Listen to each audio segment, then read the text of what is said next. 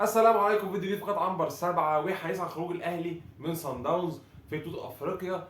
الحقيقه الماتش كان صادم، كل تفاصيله كانت سيئه قوي. انك تخرج من افريقيا وسط 80,000 متفرج في استاد القاهره ما حصلتش اعتقد غير مرتين في تاريخ مشاهدتي انا للكوره المصريه.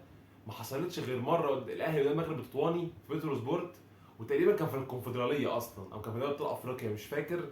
وكان المره الثانيه اللي هي طبعا الشهيره اللي هي بتاعت العربون 2007 و2008 حاجه كده، نجم الساحلي في استاد القاهره كسب 3-0. لكن المره دي الموضوع سيء، ورحيل كولر اصبح ضروره لابد منها، لان المشهد اللي حصل في نهايه الماتش، تحديف بالازايز والمنظر المهين ده، خلاص انت فقدت الثقه بينه وبين اللعيبه، فاقد الثقه اصلا بينه وبين الجمهور من شهرين ثلاثه، والكلام في الاعلام طول الوقت ان هو هيرحل قبل كاس العالم. فانت اكيد لحد ما انا الفيديو ده ينزل لك اكيد في وقت ما هيكون مشي، او ممكن يستنوا لبدايه 1/5 عشان الشوط الجزائي يقل شويه ممكن. بس انا اعتقد مارسيل كولر يكمل اكتر من كده هيبقى الوضع مش لطيف. فتعالوا نشوف ايه اللي حصل في الماتش. عايز ابدا كده بحاجه ناس كتير ما بتفهمهاش، بس ماتش سان داونز هم اللي هيفهموها لك قوي، اللي هي جمله ايه؟ مفيش فكره في الكوره غلط، بس ادارتها وتوقيتها والعناصر والاسلحه اللي بتستخدمها عشان تنفذها بيها هم اللي بيحددوا نتيجتها في الاخر. وده اللي حصل في ماتش سان داونز. ازاي؟ انا قلت ايه الفيديو اللي فات؟ قلت لك الاهلي وصن داونز، الاهلي عمل ماتش عبقري، ماتش ممتاز في كل اركانه وكل تفاصيله.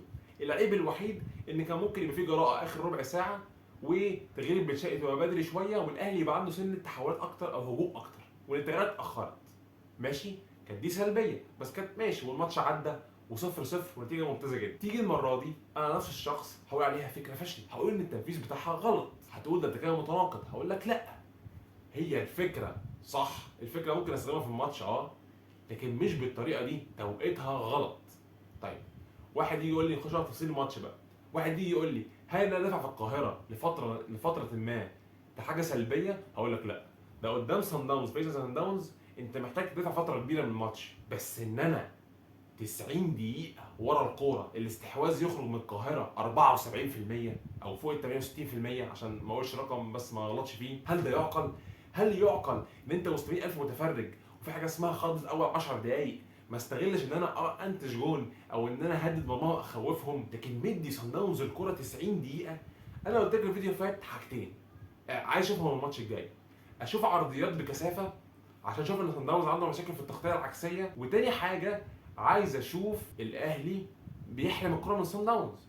جنوب افريقيا راس ماله الكره في رجله، احرمه من الكره هيبقى فريق عادي، دفاعه وحش، دفاعه سيء. هل ده حصل النهارده؟ لا. هل يعقل ان انا اكون بهاجم في صن داونز في بريتوريا اكتر من استاد القاهره؟ هل يعقل ان صن داونز هاجمني في استاد القاهره اكتر من ملعبه؟ كل دي اسئله وكل دي استفسارات المدير الفني هو اللي هيجاوبني عليها. ليه؟ واحد يقول لي يا عم الاداره غلطت في الموسم، اللعيبه غلطانه، اللعيبه ما اعرفش ايه، يعني مش مدرب لوحده. بس ده حساب موسم كامل، لكن انا بحاسبك على ماتشين صن داونز. ماتشين صن داونز كل التفاصيل الديفوهات اللي فيهم مشاكل كلها هقول هتحسها تفاصيل اداريه اللي هو اداره مارسيل كولر الجهاز الفني، يعني مش اداره محمود الخطيب، كلها تفاصيل فنيه من تغييرات من تقسيم مراحل اللعب. واحد يقول لي هل الدفاع في القاهره غلط؟ اقول له لا، بس على الاقل اول 10 دقائق اللي اصلا مارسيل كولر مميز فيها اضغط فيها. اقول لك على معلومه صادمه، الاهلي في استاد القاهره 0 ركنيات، 0 ركنيات. الفريق عايز يكسب 0، انت متخيل 0 بعد ما يخش فيك جون وانت تطلع بره البطوله والحكم مديك 10 دقايق وانت ضايع 0 ركنيات؟ كل دي تفاصيل والتغييرات المتاخره. طيب ليه بقى التغييرات؟ ايه مشكله التغييرات او ايه مشكله اداره الفكره؟ انت لعبت 90 دقيقه هناك في بريتوريا بعناصر معينه، والمفروض الاهلي اصلا الموسم ده عنده مشاكل بدنيه واضحه جدا، والاهلي الموسم ده مستقبل فوق ال 12 جون في اخر ربع ساعه. يعني في مشكله بدنيه، لان البدنيه لما انت تقع بدنيا بتعمل قرارات غلط، نفسيا بتقع، وكل حاجه انت مش قادر تلعب. هل يعقل ان انا اجي القاهره العب 70 دقيقه بنفس التشكيله الاولانيه اللي اتلعبت في الذهاب، اللي هو مش قادرين يشيلوا رجلهم على الارض؟ فلما واحد يجي يقول لي يا عم ده ياسر ابراهيم غلط، ده احمد رضا مش شايف. ما هو مين اللي عمل كده؟ ما هو مين اللي سايب احمد رضا 180 دقيقه؟ ما هو مين اللي سابه؟ انا ولا احمد رضا هو اللي مسؤول؟ مين المسؤول؟ ما هو المدير الفني يا راجل. ده لولا ان جراديشار اتصاب ما كانش هينزل وسام ابو علي. جت الدقيقه 75 ولا 80 نزل لك اكرم توفيق مكان امام عاشور. انت بتتكلم في ايه؟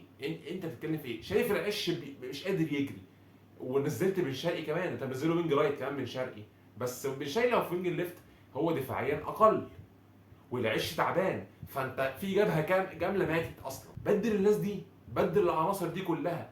لا، انت قاعد بتتفرج، انت قاعد بتتفرج زينا، وراجل الكوره عماله تديك مؤشرات. جبت جون طاهر 1-0، امن بالتاني، اعمل تحولات، بتعمل تحولات، اعمل تحولات. طيب ولا تحول في الماتش، الاهلي ما عملش ولا فرصه غير الجون، وكله تطفيش تطفيش تطفيش تطفيش تطفيش تطفيش. هل ده يعقل؟ هل دي طريقه اداره ماتش في ملعبك؟ يا راجل دافع. ما في ناس كتير بتدافع، بس على الاول 10 دقايق وعلى الحق الماتش يبقى عندي فكره في المرتدات، ولا فكره. اللعيب الوحيد اللي بيلعب عندك امام عاشور خرجت نزلت اكرم توفيق اللي هو اصلا ما بيعرفش يلعب، يعني مش دور انه يلعب كوره، دوره شبه مروان عطيه. عمال تموت نص ملعبك، وعمال تطلع عناصر بتفيدك، وسايب عناصر في الملعب مش قادر تشيل الجاي على الارض. فطبيعي اخر ربع ساعه تتحول لسيرك. عشان كده الناس اللي بتقول لي زوم على ياسر ابراهيم والناس اللي عماله تهاجمهم، يا جماعه مش قادرين يشيلوا رجلهم على الارض. وعلى فكره ثلاثي دفاع الاهلي اشرف داي، رامي ربيعه، ياسر ابراهيم عاملين ماتشين عالميين، وفي الاخر يخش فيك الجون في الدقيقه 89 تنزل لي حسين الشحات وقفشه في الدقيقه 90 اللي انت اصلا بقالك شهرين ما لعبتهمش. طب ما تديهم من بدري، ما تلعب بيهم من الاول اصلا. ده انا اصلا ده أنا الفيديو اللي كنت بقول لك ايه، بقول لك كنت عايز وسام وجراديشار مع بعض وحسين الشحات، ولا حد فيهم بينزل ولا حد فيهم بيعمل اي حاجه، والسوليه على الدكه. طب ما كنت نازل سوليه مكان احمد رضا. فلا، في مشكله الماتش ده كلها اداره ماتش. ما تقوليش لا لعيبه، ما تقوليش لا اداره خطيب، ما تقوليش الكلام ده كله. وكمان حاجه ثانيه، انت الماتش ده اتوقف في النص 8 دقائق، في الدقيقه من الدقيقه 58 للدقيقه 64 عشان ضربه جزاء صن داونز. المدرب قاعد بره الثمان دقائق دول يهدوا ريتم صن داونز. اقلب انا بقى، اقلب انا الترابيزه بقى. لكن ده مفيش على الخط مدير فني تماما. وهنا برضو اخر حاجه بقى عشان ما اطولش الفيديو ده، واخر سؤال بقى، هل مارسيل كولر فاشل؟ هقول لك لا، هو مش فاشل، ولكن الموسم ده الدنيا سيئه جدا والدنيا فرطت منه. مارسيل كولر هيتكتب في تاريخ الاهلي، ده واخد 11 بطوله في موسمين، وده التالت ما خدش فيه حاجه، ولكن النهايه مهينه، ما ينفعش يستمر اكتر من كده. ده كان كل اللي عندي، ده كان رايي في المباراه. اكيد ممكن نسيت حاجه او بتاع، بس دي كانت النقط اللي هماني قوي في الماتش ده وبس. اتمنى يكون الفيديو عجبكم. قولوا لي رايكم في الكومنتات، شايفين مين المدير الفني اللي يقدر يمسك النادي الاهلي؟ الكلام كله على كيروش دلوقتي. وعايزين في الاخر نقول الف سلامه عبد المنعم، للاسف جاله رباط صليبي. نادي نيس اكد من ساعات انه جاله رباط صليبي، ربنا يشفيه يا رب.